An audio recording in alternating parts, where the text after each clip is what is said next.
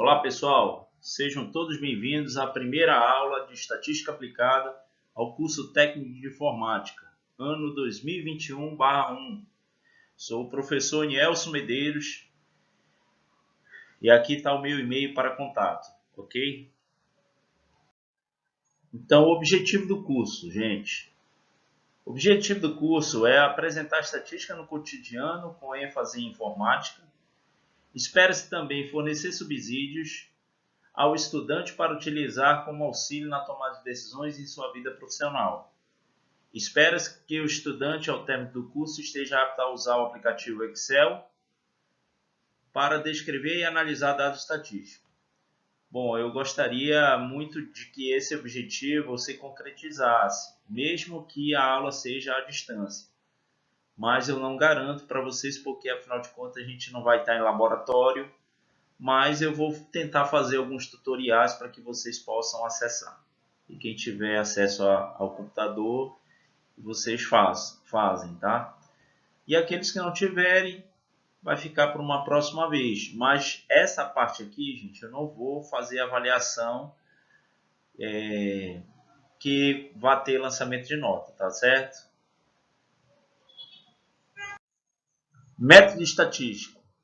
Método é um conjunto de meios dispostos convenientes para chegar a um fim que se deseja. Ou seja, é a maneira conveniente de se chegar a um determinado objetivo, tá certo? Isso é método. O que é método experimental? Ele consiste em você manter constante todas as causas, fatores no caso, menos uma, e variar esta causa de modo ao pesquisador passar a descobrir efeitos caso exista. O que eu quero dizer? Digamos que tenha várias variáveis no experimento, ele mantém constante todas exceto uma. Essa que resta, que ele não vai manter constante, ele vai ficar variando para verificar o que acontece durante o experimento. E assim ele faz sucessivamente para as outras variáveis. O que é o método estatístico? O método estatístico, nesse caso, ele não consegue manter constantes as variáveis. Nesse caso, admite essas causas presentes variando, registrando essas variações e procurando determinar no resultado final as influências que cabem a cada uma delas. O que quer dizer isso? É que no método estatístico você não consegue manter constante nenhuma variável. Todas variam. E nesse caso você faz análises, né, para gerar as influências sobre uma determinada população. O que é estatística? É a parte da matemática aplicada que fornece métodos para a coleta, organização, descrição, análise e interpretação de dados e para a utilização dos mesmos na tomada de decisão. E ela se divide em três partes, gente: estatística descritiva, probabilidade e inferência. A estatística descritiva, o próprio nome é sugestivo, é a parte da estatística que utiliza número para descrever fatos, tá? Ela compreende a coleta, a organização, o resumo e, em geral, simplificação das informações que podem ser muito complexas dependendo da situação problema. E o que é a probabilidade? É utilizada para analisar situações que envolvem o acaso. E a inferência diz respeito simplesmente à coleta, redução, análise e interpretação dos dados amostrados.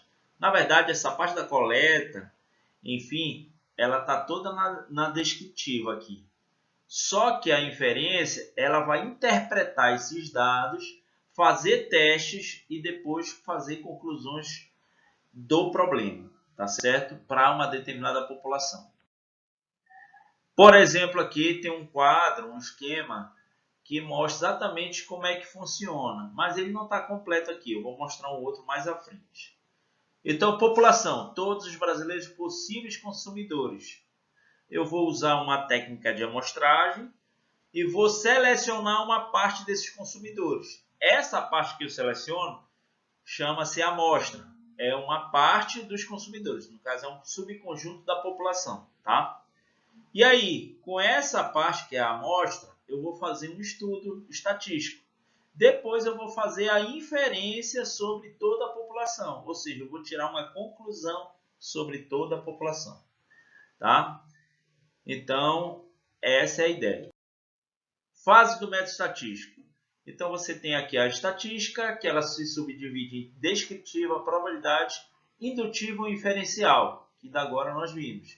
Na descritiva, você trabalha a coleta de dados, a crítica de dados, a apuração, a apresentação dos dados, em forma de tabelas e gráficos.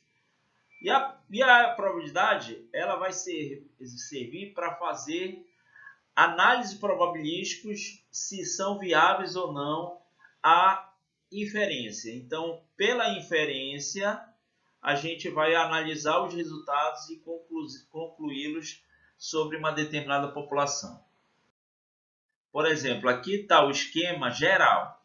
Então, eu tenho uma população aqui, que é esse globo, tá certo?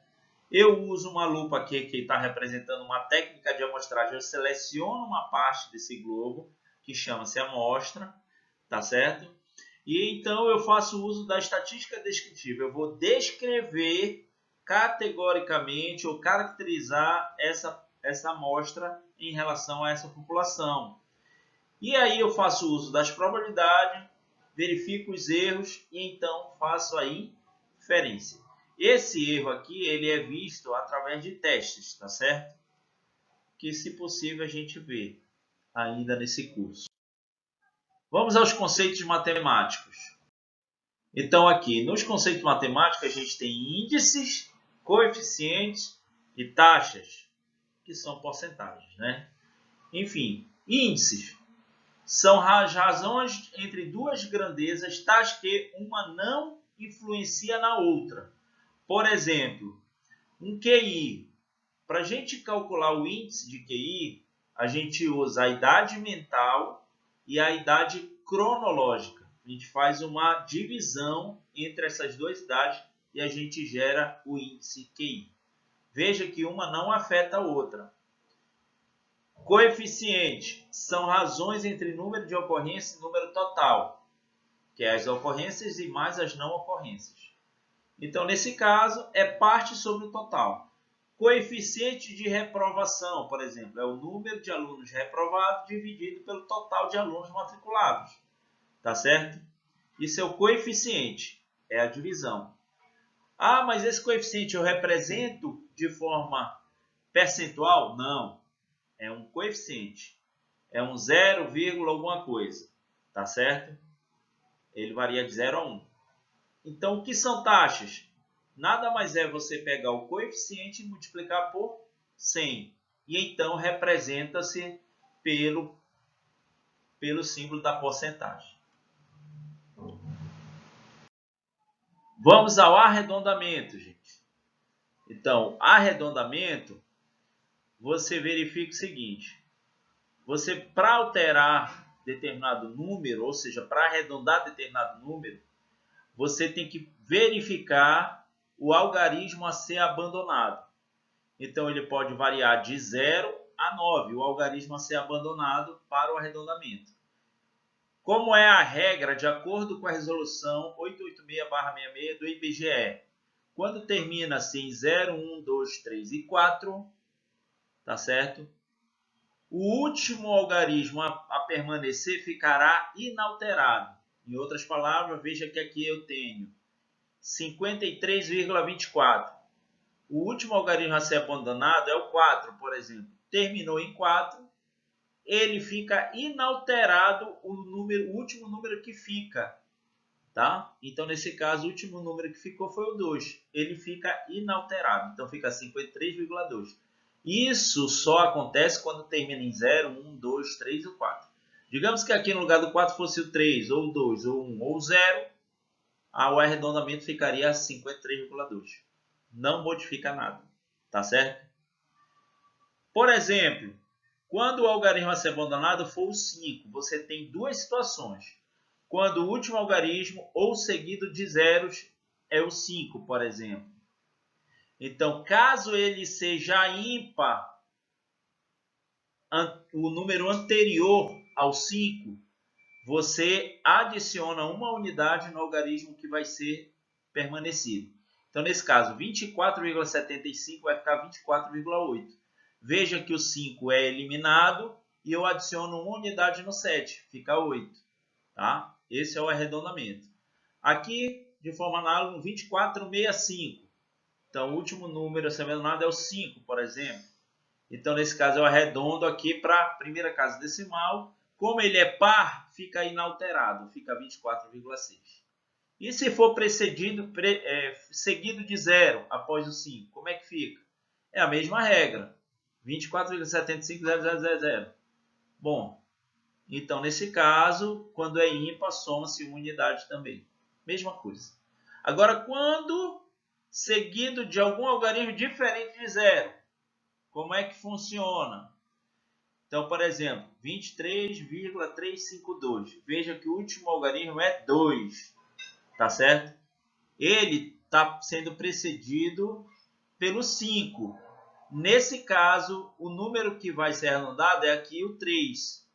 Então, quando tiver seguido de números diferentes de 0, você sempre adiciona uma unidade. Nesse caso, vai ficar 2,4. Aqui tem 25,6501. Então, vai arredondar para 7. Mesmo que ele seja par ou ímpar, tá, gente? E nesse caso aqui, vai ficar 76,3. E quando terminar em 6, 7, 8 ou 9, aumenta-se de uma unidade o último algarismo a permanecer. Por exemplo, 42,87 ficará em 42,9. 25,08 vai ficar 25,1. 53,99 ficará 54. Professor, por que vai ficar 54? Quando eu somar 9 mais 1 vai dar 10. Vai 1, fica 3 mais 1, 4. Fica 54,0. Ok, gente? Obrigado pela atenção de vocês. Ficamos aqui na primeira aula. Até a próxima aula.